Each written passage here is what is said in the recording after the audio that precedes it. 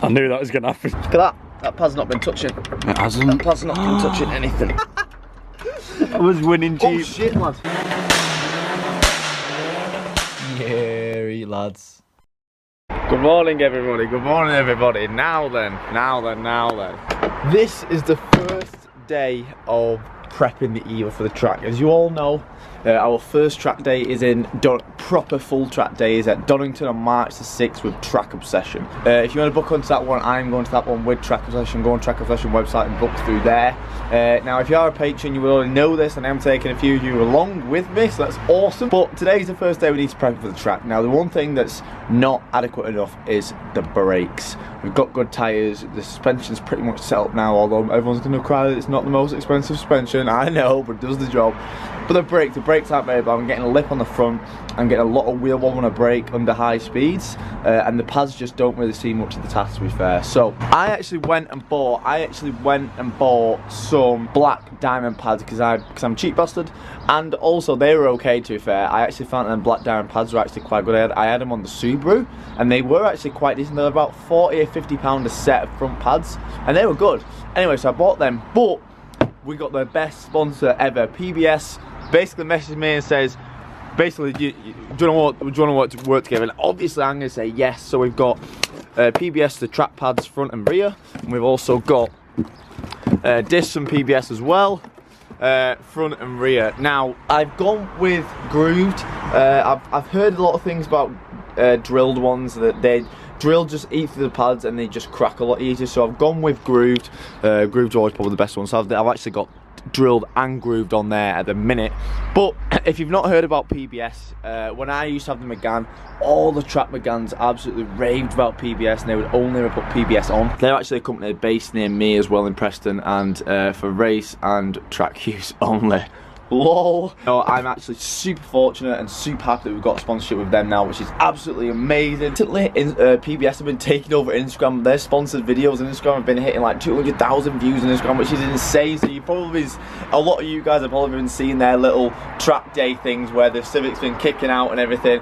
Insane. But yeah, obviously he's actually bringing his Civic down to Donington on March the 6th as well. And he's going to let me go in it. It's like a full-on dog bog sequential, mad little Civic, so that'll be absolutely insane. Okay, now we're going to do the fronts first because the front's pretty simple.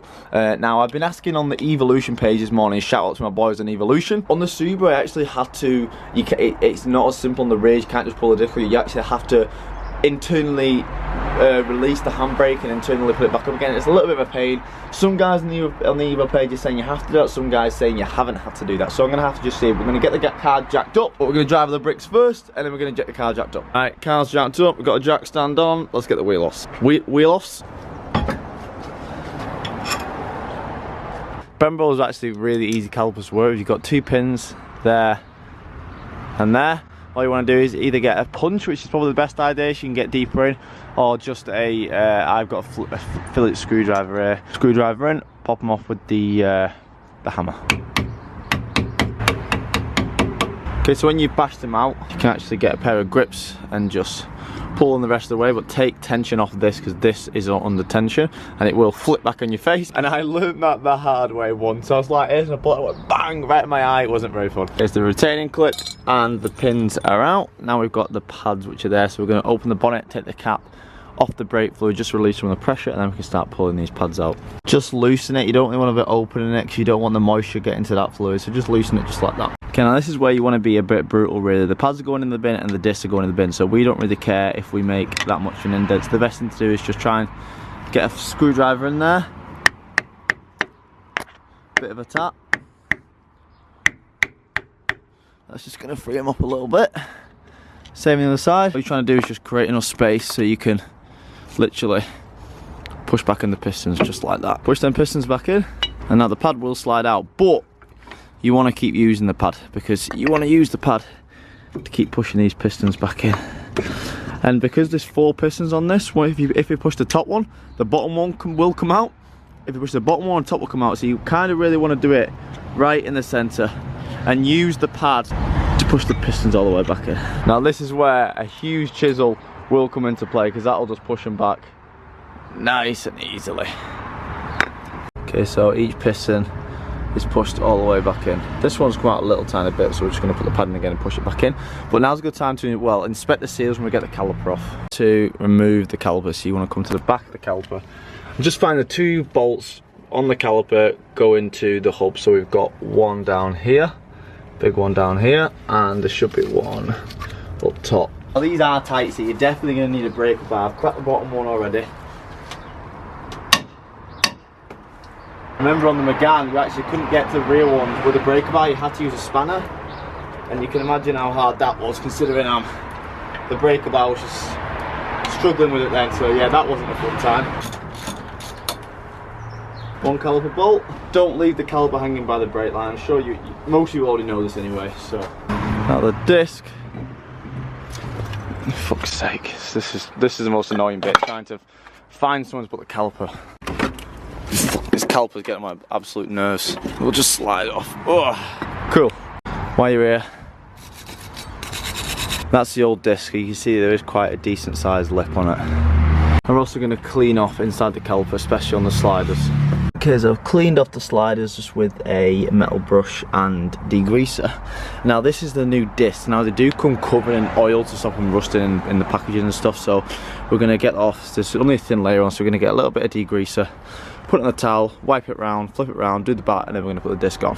Okay, so I've got the oil off that. You can use degreaser or brake cleaner, whichever one you want to use. Alright, slip the disc on, then we're going to put the caliper on, bolt the caliper on, and then we're going to put the new pads in. Oh, look how sick it looks.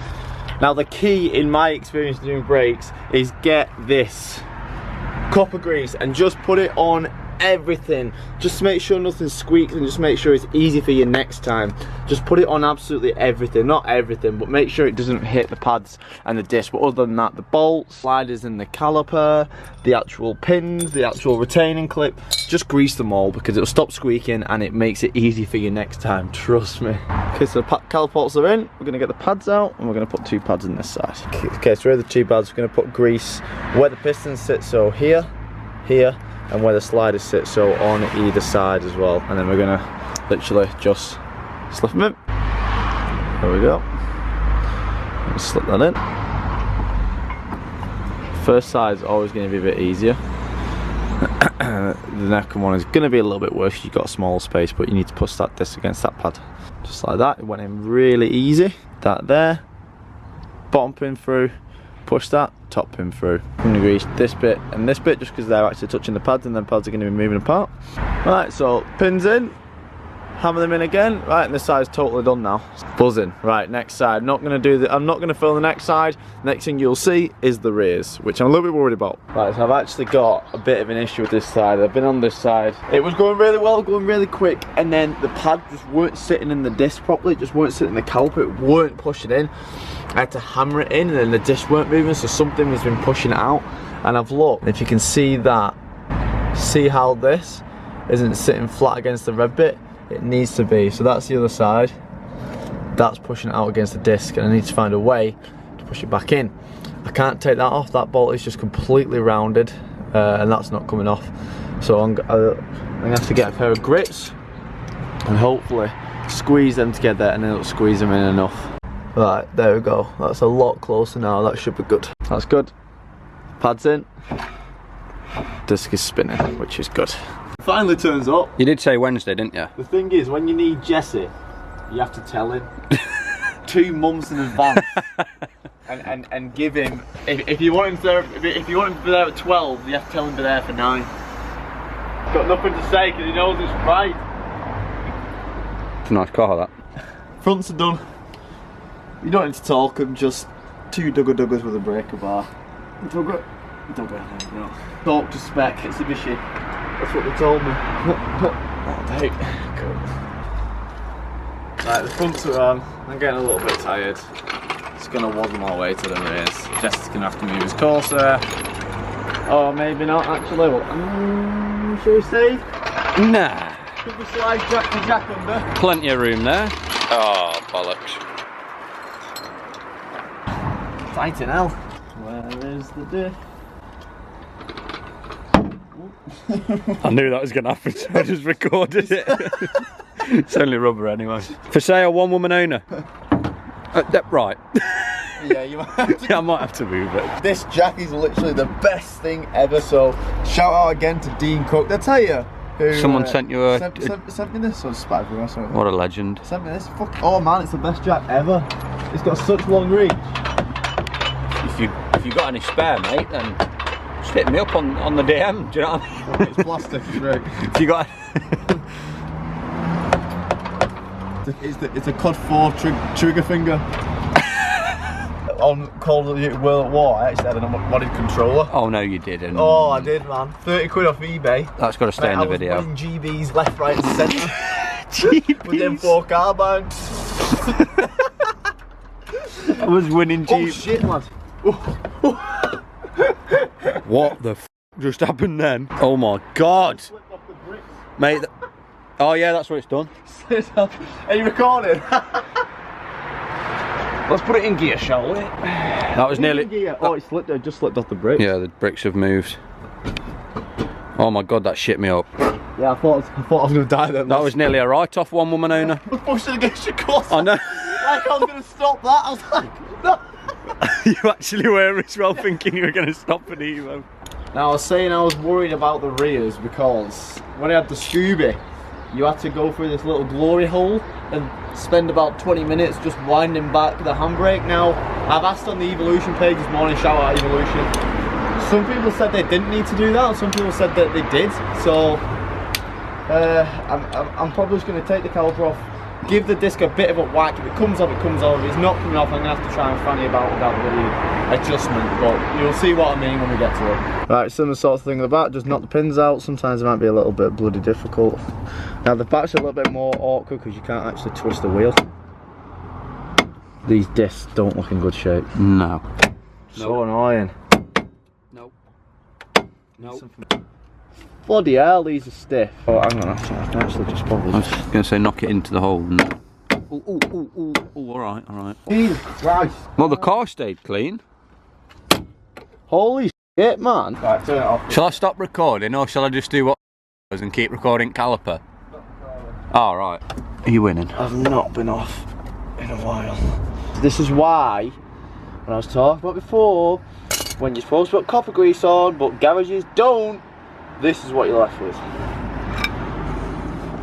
Picking up their mistakes. Oh, no, stop there. They fake easy. Of course the fucking fake easy. Why would I wear real Yeti? Oh, I don't get me started. Don't get me started in the comments, man. This pad in here, it's not stuck against the disc like would usually happen with a sticky piston. It's stuck against the fucking sliders. So someone, because it's not the disc, it's stuck against the sliders, which means someone hasn't greased them, which means someone needs to get fired down in fucking Essex. I think that's where this car's from. No wonder these aren't working. Like, look at the discs like that, because they're not actually working, because someone's not even greased the sliders, so they're not even engaging. But that pad has not even been making contact. It's not, has it? No. It's just there. That pad's just been floating. That's not even been engaging. So already the Evo's going to feel like it's basically not even had back brakes. Yeah. Look at that. That pad's not been touching. It hasn't. That pad's not been touching anything. Shit. What is it held in by, man? Rust. Rusted itself to the sliders. Look. Oh my god. That's not even been engaging. See if we can give them a bit of an example. There. So, right, yeah, so that's a pad that looks engaging, but it's still not been engaging fully. And that's one that's not been engaging, so. Well done, whoever's been working on this car. Right, Mitsubishi have done what I don't like it. They've put a bolt there and the coilover's in the way. So I'm gonna have to basically remove the bottom strut. So I'm gonna have to take this off, knock the bottom arm out, and then I can move the strut away then. Or I'll just try a ratchet spanner, but odds are it's going to be way too tight for a ratchet spanner to work, so I'm going to have to take that off, bottom arm out, coilover away, and I can get the breaker bar on it. But I'll just try a ratchet spanner just in case. Right, I actually got the spanners working, which is surprising, with a lot of brute force. But just use the disc just to push the pistons back. Now it's doing that thing where one side goes in, and then can you see this piston here? I'm just going to pop a pad on that side, stop that piston coming out. Just find a way just to push them back in. They're both flat now. So we can take the caliper off. And now we get the fun bit to see if the disc comes off. It doesn't look like... Oh no, I think that's going to come straight off. That's quite loose actually, isn't it? And up there. Come on. Ready, go. Ooh. Ooh. Yes, lads. I don't have to piss about. I will show you though what I meant. So that's the handbrake, that's the internal handbrake. Ugh. Sometimes, I'm going to clean this off actually with some, just get the shoes a bit clean. Sometimes these will create a lip on the inside, so there actually isn't one in there. Sometimes they'll create a lip and it won't come off. So then you've actually got a lip. See this little cog here? Is it? See the little cog? Mm-hmm. That? Can you see it on the camera? Yep. That's the one, right. So what you have to do is sometimes you have to wind that back and basically close up the whole handbrake and then put the disc on and then tighten it up again, but ours is fine, we've not created a lip. Yes! We're going to go for a drive in it and we're both going to end up through the windscreen, I bet you. Literally, like these, oh yeah, I've not told the camera yet, these pads aren't road legal. They're not? Why? Because the track use pads. Do you know what? England is so shit in it. How can it be illegal to stop quicker? Because the other people behind you can't stop quick enough as you. Well, then they should get these pads then, shouldn't they? All get a PBS Everyone pads, get PBS pads. PBS pads. Right, clean the sliders off. It's always good to check the seals as well, and them seals are perfect. So if you've got like a split in a seal or something, then you need to get that changed. And it's a bit of a pain doing that, but at the end of the day, if you've got a split in the seal, it will seize sooner or later. So, and a seized piston's never a good. Have you ever had a seized piston, mate? I haven't. Have you not? No. I've only had 2 cars in the UK though. Never fun. I had a piston seized when I was up in the Peak District. That's what you want. What will happen is your piston will seize and it'll just stick your pad into the disc, and obviously that'll does some bad shit. Copper grease, because we love copper grease, because it stops people getting angry and the next time people comes and touching it. Right, similar sort of thing again, just grease up the pads in the same way, front and the sides, bang them in, put the pins in, and then do the other side, and then we're pretty much done. Right, we're getting bored now and we want to do some stuff, so we're going to double team this. Our plan is I'm going to shout a tool and it's going to be there. 17. One of them sort of things. What's a 17? 17 mil spanner, mate. I'm just trying to worry you, let's go. Right, we're all on. That side's a lot easier than this side. Let's drop her a little bit. Right, let's start her up. I'm going to pump the brakes because they'll be spongy as anything. Let's just get them tight. There we go, cool. Right, let's get rolling. Okay, so we're not sticking, which is good. Right, we're gonna have to do a road test. We're all good for the time being. It's not spongy and they're not sticking. So let's do a road test when we go and get Jess and my cameras down. So I just need to bed him in a little bit. I can still feel like the bits of like where the pads have got a bit dirty. You see how it's getting, every time I do it, it's getting tighter and tighter. Yeah. So I need to just keep doing that. I know there is normally like a little bit of like a sequence. So a lot of people say break from 30 to nothing, 40 to nothing, 50 to nothing, and then like 70 to 50. And you got to do like a system like that. But if you did, obviously it's a little bit difficult trying to get up to 70 mile an hour and all that stuff. So just keep slamming on and just go different variations of pressure. And see how tight they're getting now. Holy shit! That was bad. Oh my god! That was like instant. Oh wow! And obviously there's going to be a load of crap on the disc as well, like a bit of dirt and still a little bit of oil left. So, oh my god! Jesus Christ! That's stopping power. That. Oh my god! Wow! That's the difference, isn't it? And that's not fully even bedded in yet. Oh wow! That's mad. Wow, they're good. Oh my god, it actually makes me think how bad they were before. Yeah, see, there's still a little bit of stuff there. Get that first layer of crap off and then... Wow, they're tight then though, aren't they, Jesse? They are stopping.